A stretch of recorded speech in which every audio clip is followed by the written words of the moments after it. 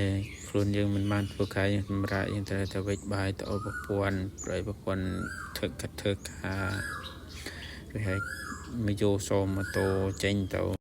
ខំមកលួចនិយាយម្នាក់អេស្ងាត់ហើយនោះតាអ៊ីលអូទៅថតវីដេអូកើនឹងគេយ៉ាងចេះនេះ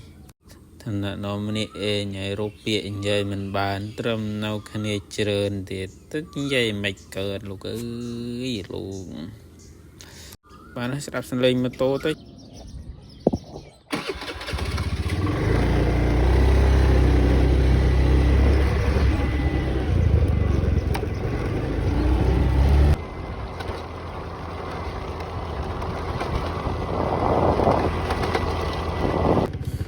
មកដល់បាត់មកដល់ទេតកែហើយ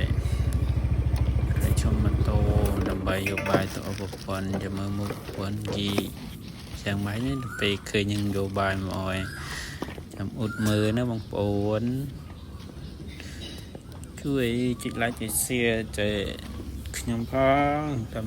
រៀនធ្វើវីដេអូចាំមើលណាទំនុំពាន់គេមានអារម្មណ៍ម៉េចស្បាយរីអត់ពេលយើងយកបាយវិបាយមកឲ្យគេនេះអីមកធ្វើ